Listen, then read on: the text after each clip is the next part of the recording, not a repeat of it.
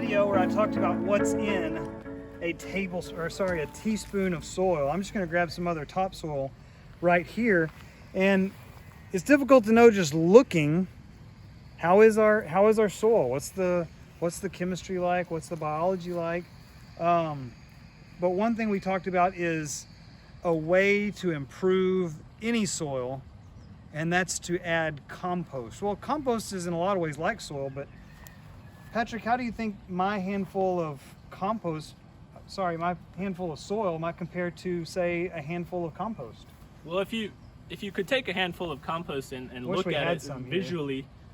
Oh, nice. So there's a handful of compost. You just one-upped me. And you can visually compare and see some differences just right off the bat. Yeah, totally. One would be color. A compost is really high in organic matter, right, high in carbon. So that's what makes it darker. A lot more black color. You might be able to smell it. Get maybe a fresh aroma, decomposition of the organic matter and the biomass. I think mine. Just boring. Boring, yeah. But you can see here, it's still breaking down. It's not a complete compost. This is all the plant life in there, crop residue, rice hulls. It's still breaking down, and so we can see different parts of organic matter. You can't see, is there some here? There's like a little bit of root material. Yeah, there's definitely a lot more of those little pieces in that. Yeah, and then in texture, you can see how this compost is very light and fluffy. It's got good soil tilth is what we call it. Yeah, and this is heavier. It kind of compacts. So that's a few of the differences. Yeah. So if we put this in here, what's it gonna do for us? It will improve a lot of things. It'll help our soil water holding capacity. Right. The workability of the soil, being able to manage it a little bit better. It'll add a small amount of nutrients, nitrogen and phosphorus and some other things. It'll also kind of introduce a lot of soil biology and life. A lot more life. So how long does it take for compost to make a difference once introduced into the soil?